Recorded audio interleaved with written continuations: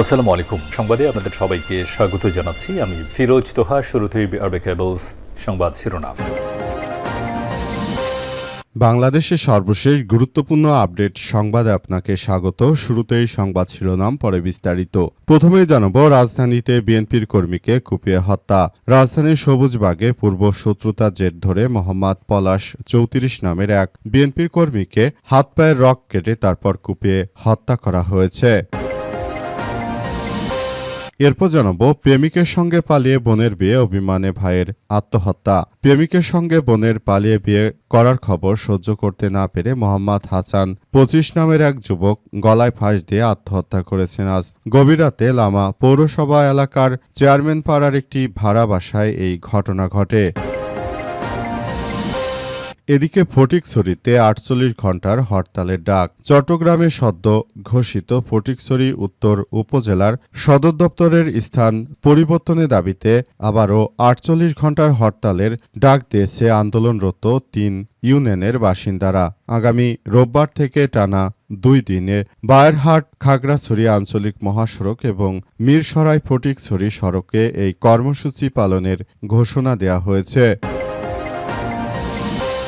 এবারে জানাবো, অসুস্থ হয়ে হাসপাতালে বিএনপির স্থায়ী কমিটির সদস্য রফিকুল ইসলাম মিয়া। হঠাৎ করে অসুস্থ বোধ করায় বিএনপির স্থায়ী কমিটির সদস্য সাবেক মন্ত্রী ব্যারিস্টার রফিকুল ইসলাম মিয়াকে হাসপাতালে ভর্তি করা হয়েছে। আজ তাকে রাজধানীর বসুন্ধরা রেবারকেয়ার হাসপাতালে ভর্তি করা হয়। বর্তমানে তিনি সেখানে চিকিৎসাধীন। বিএনপির মিডিয়া সেলের পক্ষ থেকে বিষয়টি নিশ্চিত করা হয়েছে।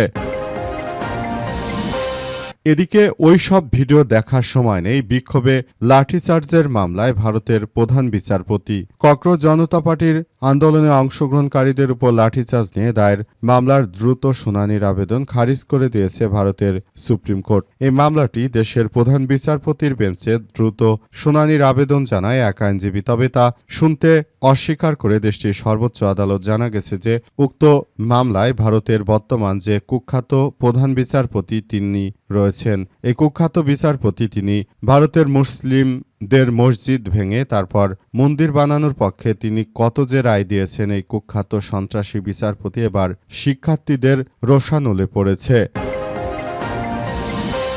এবং সর্বশেষ জানাবো, শিশুকে বলৎকারের পর হুজুর মাথায় হাত দিয়ে বলেন, মনে করো তুমি স্বপ্ন দেখতেছ। কুষ্টিয়ার কুমারখালীতে ১০ বছর বয়সী এক শিশু শিক্ষার্থীকে বলৎকারের অভিযোগে মোহাম্মদ মুস্তাফিজুর রহমান নামের এক মাদ্রাসা শিক্ষককে আটক করেছে পুলিশ। একই সঙ্গে ঘটনাটি স্থানীয়ভাবে মীমাংসার উদ্দেশ্যে সালিশ বৈঠকের চেষ্টা চালানো হয়। এলাকায় ব্যাপক চাঞ্চল্যের সৃষ্টি হয়েছে। পুলিশ ঘটনাস্থল থেকে ভুক্তভোগী শিশু এবং তার বাবাকে নিজেদের হেফাজতে নিয়েছে। আজ ৫টার দিকে উপজেলার সতকি ইউনিয়নের তালোয়া হাফেজিয়া মাদ্রাসায় এমন ঘটনা ঘটে। প্রিয় দর্শক, এতক্ষণ শুনছিলেন সংবাদ শিরোনাম, এবারে বিস্তারিত। তবে তার আগে বন্ধুরা, অনুরোধ থাকবে এই সংবাদটিতে একটি লাইক দিন। এই চ্যানেলে আপনি নতুন হয়ে থাকলে আমাদের সংবাদটি দেখতে দেখতে চ্যানেলটি সাবস্ক্রাইব করে রাখুন। কমেন্ট করে বন্ধুরা আপনার মূল্যবান মতামত জানিয়ে দিন আপনি বিশ্বের কোন দেশ থেকে বা বাংলাদেশের কোন স্থান থেকে আমাদের সংবাদটি দেখছেন এবং শুনছেন। আর বন্ধুরা, সংবাদটি আপনার সোশ্যাল মিডিয়া ফেসবুকে শেয়ার করে বন্ধুদেরও দেখার সুযোগ করে দিন। গাজা যুদ্ধে আপনি যদি নিরীহ ফিলিস্তিনিদের ভালোবেসে থাকেন বন্ধুরা, কমেন্টে ইয়েস লিখে পুরো বিশ্ববাসীকে আমাদের এই তাজা আপডেটটি দেখার সুযোগ করে দিন। এবারে বিস্তারিত। রাজধানীতে বিএনপির কর্মীকে কুপিয়ে হত্যা।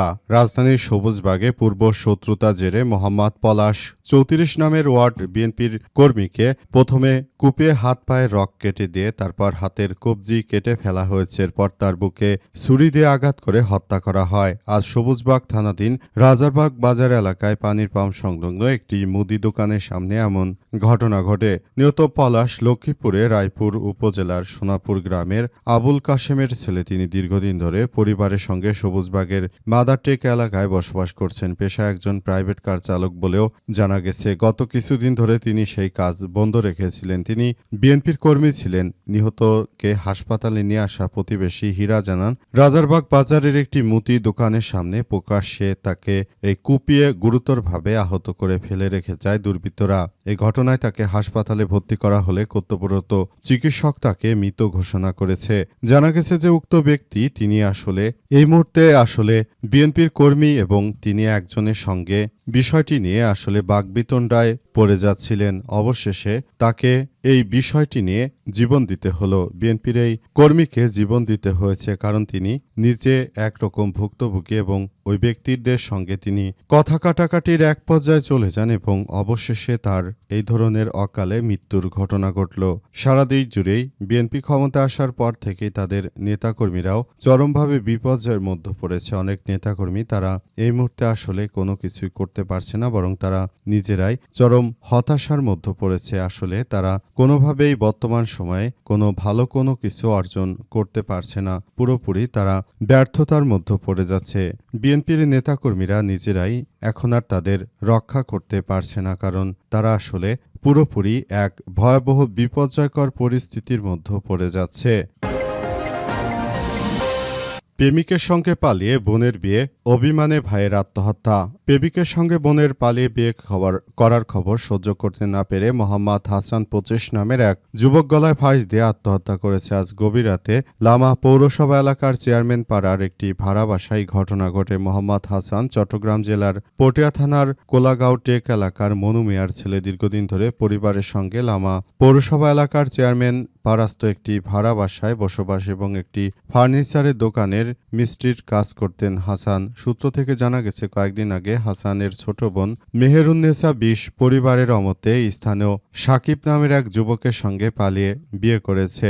ছোট বোনের এমন কর্মকাণ্ডের ঘটনা টের পেয়ে হাসান মানসিকভাবে ভেঙে পড়েন। এক পর্যায়ে মঙ্গলবার দিবাগত রাত 12টার দিকে ক্ষোভ ও অভিমান করে ভাড়া বাসায় বিমের সঙ্গে গলার ওড়না পেঁচিয়ে গলায় ফাঁস দেন হাসান। পরে স্বজনরা তার ঝুলন্ত অবস্থায় তাকে দেখে ফেলে। অবস্থায় স্বজনেরা তাকে উদ্ধার করে দ্রুত হাসপাতালে নিয়ে গেলে কর্তব্যরত চিকিৎসক তাকে মৃত ঘোষণা করেছেন। অবস্থায় সেখানে পরিস্থিতি থমথমে অবস্থা বিরাজ করছে। সব পরিস্থিতি এখন ধ্বংসস্তূপে পরিণত হয়েছে। অবস্থায় পুরো পরিস্থিতি এখন কোন দিকে যায় সেটি এখন দেখার বিষয়, কারণ এই মুহূর্তে এই ধরনের একটি হত্যাকাণ্ডের ঘটনা তার পুরো পরিবারকে নাড়িয়ে দিয়েছে। ফটিকছড়িতে 48 ঘণ্টার হরতালের ডাক। চট্টগ্রামের সদ্যঘোষিত ফটিকছড়ি উত্তর উপজেলা সদর দপ্তরের স্থান পরিবর্তনের দাবিতে আবারও 48 ঘণ্টার হরতালের ডাক দিয়েছে আন্দোলনরত 3 ইউনিয়নের বাসিন্দারা।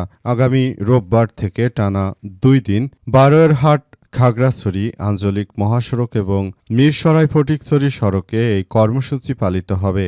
আজ রাতে 8:30টার দিকে ফটিকছড়ি উত্তর উপজেলা বাস্তবায়ন কমিটির উদ্যোগে আয়োজিত এক সংবাদ সম্মেলনে এই ঘোষণা দেওয়া হয়েছে। উপজেলার দাঁতমারা ইউনিয়নের হেয়াকোবাজারে অনুষ্ঠিত সংবাদ সম্মেলনে লিখিত বক্তব্য পাঠ করেন বাস্তবায়ন কমিটির অনন্য সমন্বয়ক বাগমারা ইউনিয়ন পরিষদের চেয়ারম্যান একরামুল হক। লিখিত বক্তব্যে একরামুল হক জানিয়েছেন যে সদ্যঘোষিত ফটিকছড়ি উত্তর উপজেলার সদর দপ্তর বাসিন্দাদের সবার জন্য সুবিধাজনক স্থানে করা হয়নি। এটি আগের ফটিকছড়ি উপজেলার নিকটবর্তী পশ্চিম ভূজপুর মৌজায় স্থাপনের গেজেট প্রকাশ করা হয়েছে। এতে উপজেলার উত্তর অংশের মানুষের দীর্ঘদিনের ভোগান্তি দূর হবে না। দাঁতমারা ইউনিয়ন ও নারায়ণহাট ইউনিয়নের মধ্যবর্তী যৌক্তিক স্থানে নতুন উপজেলা সদর দপ্তর স্থাপন করতে হবে। একরামুল হক জানান যে উপজেলা সদর দপ্তরের স্থান পরিবর্তনের দাবিতে বাগানবাজার, দাঁতমারা ও নারায়ণহাট ইউনিয়নের বাসিন্দারা আগামী রোববার থেকে হরতাল পালন করবেন। তবে অ্যাম্বুলেন্স, ফায়ার সার্ভিস, জরুরি সেবায় যানবাহন এই কর্মসূচির আওতায় বাইরে থাকবে। দাবি আদায় না হলে সময়সীমা আরও বাড়ানো হবে। 1 জুলাই প্রধানমন্ত্রী তারেক রহমানের সভাপতিত্বে অনুষ্ঠিত প্রশাসনিক পুনর্বিন্যাস সংক্রান্ত জাতীয় বাস্তবায়ন কমিটি নিকার সভায় নতুন ফটিকছড়ি উত্তর উপজেলার অনুমোদন দেওয়া হয়। তবে সেটি জনগণের কল্যাণে যথাযথ জায়গায় দিতে হবে বলে এমন কথা বলা হচ্ছে। অসুস্থ হয়ে হাসপাতালে ভর্তি বিএনপির স্থায়ী কমিটির সদস্য রফিকুল ইসলাম মিয়া। হঠাৎ করে অসুস্থ বোধ করছেন বিএনপির স্থায়ী কমিটির এই সদস্য। এরপরই তাকে রাজধানীর একটি স্বনামধন্য হাসপাতালে ভর্তি করা হয়েছে। জানা গেছে তিনি দীর্ঘদিন ধরে মোটামুটি অসুস্থ ছিলেন। হঠাৎ করে তার অসুস্থতার পরিমাণ বেড়ে যাওয়ায় মূলত নতুন করে তাকে হসপিটালাইজড করা হয়েছে। বিএনপির এই নেতার উপর দলের অনেক গুরুদায়িত্ব রয়েছে। দীর্ঘদিন ধরে ফ্যাসিবাদ বিরোধী অনেক আন্দোলন সংগ্রামে তিনি ব্যাপক ভূমিকা পালন করেছেন। এখন নতুন করে আসলে তার অসুস্থ হয়ে যাওয়ার ঘটনাটি সবার মনেই আসলে আঘাত করেছে। বিএনপির এই নেতার সব রকমের চিকিৎসার ব্যবস্থা করেছে বিএনপির সরকারের পক্ষ থেকে আরও বলা হয়েছে যে উক্ত বিএনপির নেতা, যেহেতু তিনি সব সময় বিএনপিকে একটি সুন্দর ও ভালো অবস্থানে নিয়ে যাওয়ার জন্য কার্যক্রম চালিয়েছেন, সুতরাং এখনই এইসব বিষয়গুলোকে আরও গুরুত্ব সহকারে দেখভাল করা উচিত এবং সবাইকে আরও বেশি যার যার জায়গা থেকে দায়িত্বশীল আচরণ করে উক্ত নেতার প্রতি সহমর্মিতা জানানো উচিত বলে মনে করে বিএনপি। সুতরাং রফিকুল ইসলাম মিয়ার প্রতি সবার যেন দায়বদ্ধতা থাকে এবং তিনি যেহেতু অসুস্থ হয়ে পড়েছেন, সবাই যেন তার জন্য দোয়া করে, এমন কথাই বিএনপির পক্ষ থেকে বলা হচ্ছে। তার এই ধরনের অসুস্থতার জন্য সবাই তার প্রতি এই মুহূর্তে সহমর্মিতা জ্ঞাপন করছে এবং তিনি যেন দ্রুত আবার সুস্থ হয়ে আমাদের মাঝে ফেরত আসেন, সেই দোয়া রইল।